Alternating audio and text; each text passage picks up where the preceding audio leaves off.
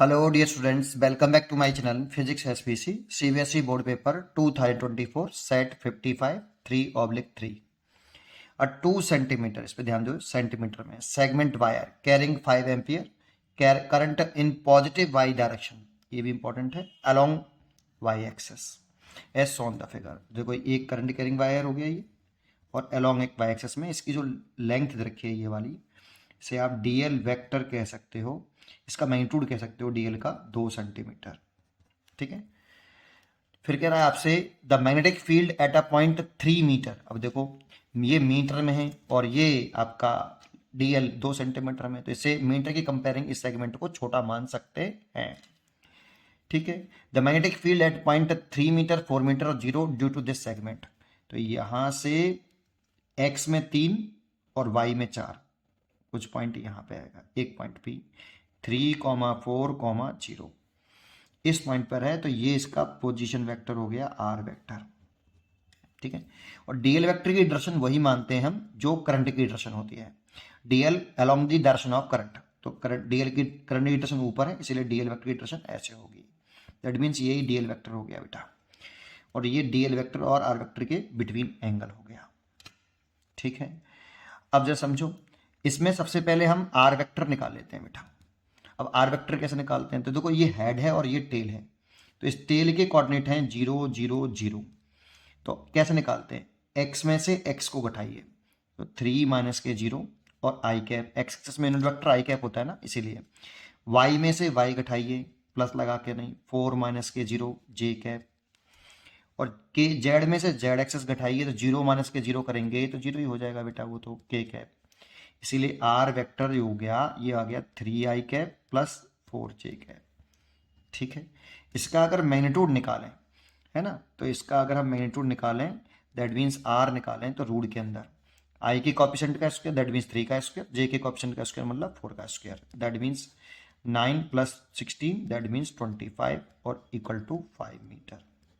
ठीक है, अब इस वाले पॉइंट पर हमें मैग्नेटिक फील्ड निकालना है due to this current carrying small segment. तो according to Biot Savart law, according to Biot Savart law, अगर हम मैग्नीट्यूड में देखें, क्योंकि यहां पे देखो वेक्टर फॉर्म में आंसर दे रखा है मैग्नेटिक फील्ड का, K cap J cap K cap, तो पहले मैग्नीट्यूड लिख देता हूं, mu not upon 4 pi I D L sine theta over R square. अगर इसको वेक्टर फॉर्म में कन्वर्ट करना है तो dv वेक्टर बराबर हम लिखते हैं dv इंटू यूनिट वेक्टर, ऐसे n is a unit vector, है ना। तो यहाँ पे जो यूनिट वेक्टर आएगा वही तो हमें पता करना है कितना है। तो एक काम करते हैं, इसको वेक्टर फॉर्म में मैं डायरेक्ट लिख देता हूँ, dv वेक्टर इक्वल टू, पहले लिख देता हूँ इसको वेक्टर फॉर्म में, तो म्यू नॉट ओवर 4 पाई, अच्छा आपको ऐसे लिख सकते हो बेटा, mu not upon 4 pi I D L, R का ऊपर नीचे मल्टीप्लाई कर लो बेटा आप, ऐसे आर का क्यू हो गया, है ना। और चलो बैक समझा देता हूँ, पहले ऐसे किया, आर का ऊपर नीचे मल्टीप्लाई किया, समझ में आया आपको ये। ठीक है, तो डीवी वेक्टर लिखो, इसमें ये मैंने जो फॉर्मूला लगाया है ना, ये यूनिट वेक्टर का फॉर्मूला लगाया है। आप लिखो ना, unit vector is equal to vector upon divide by magnitude of the this vector, है ना। तो ये यूनिट वेक्टर का फॉर्मूला लिखा है, डीवी की वैल्यू पुट कर दो, मैग्नीट्यूड तो ये है mu not upon 4 pi I D L R sine theta over R का क्यू, और ये एन कैप। अब इसको देखो ये क्या लिख रहा है, ये वाला, तो आपको D L vector cross R vector का फॉर्मूला आपने पढ़ा होगा, D L R sine theta N cap. A cross B क्या होता है, A vector cross B vector होता है A B sine theta N cap. तो इस पूरे की जगह पे लिख सकते हैं हम ये, तो लिख दो, तो वेक्टर फॉर्म में आ जाएगा DV mu not upon 4 pi I D L vector cross R vector divided by R का क्यू। बस ये वाला फॉर्मूला अगर आपको डायरेक्ट याद होता तो आप इसी को डायरेक्ट लगा देते, खेल खत्म।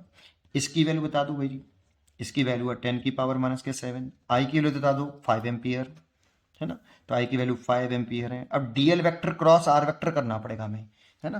तो अलग पेज पर कर लो पहले DL vector cross R vector, next page पे बताता हूँ। पहले आप DL vector cross R vector निकाल लो बेटा, DL vector cross R vector. DL vector कितना है बेटा बोलो। तो देखो डीएल वेक्टर होगा आपका, डीएल वेक्टर होगा डीएल इंटू आपका जे कैप। जे कैप क्यों को लगाया सर? क्योंकि आपका जो डीएल वेक्टर है ना, जो वो पॉजिटिव वाई डायरेक्शन में बेटा, lies along Y axis small segment जो है ना सर। ये तो करंट की डायरेक्शन है, तो करंट के अलोंग ही तो होता है डीएल वेक्टर।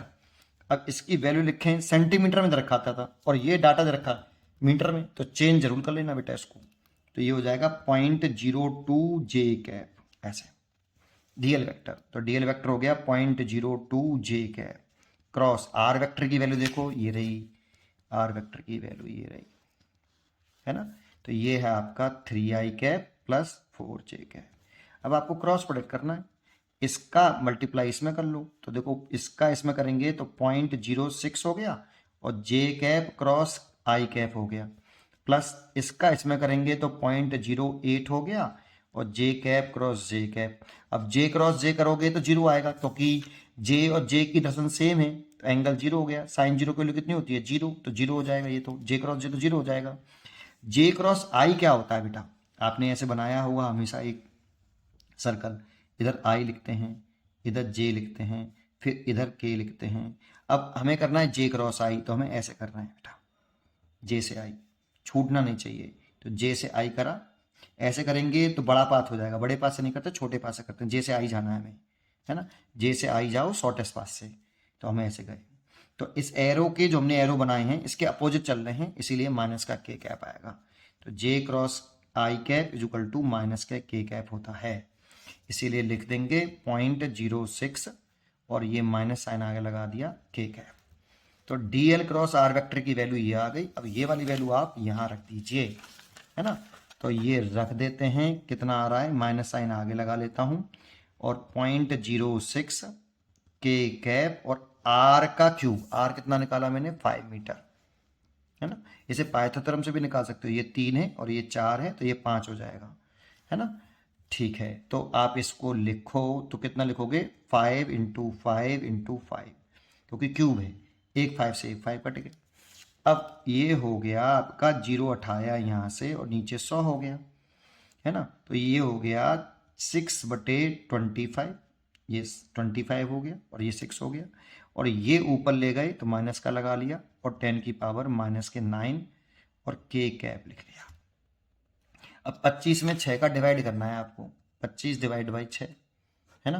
तो पॉइंट लगाना पड़ेगा, पहले एक जीरो बनानी पड़ेगी और 2 बार जाएगा, पहले 25 दूनी 50, है ना, और 10 बच जाएगा यहाँ पे, फिर एक जीरो और बढ़ानी पड़ेगी, 25 चौका 100, तो कट गया 0.24 बार, ये इससे कटा माइनस के 0.24।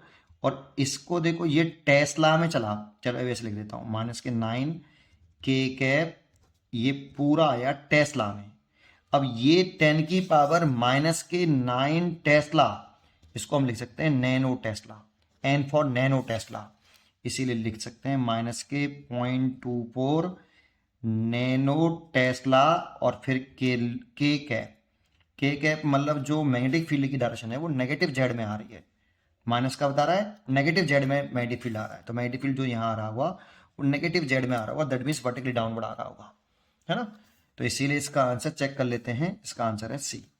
उम्मीद करता हूँ कि आपको ये जरूर समझ में आया होगा, पढ़ते रहिए और खुश रहिए, है ना।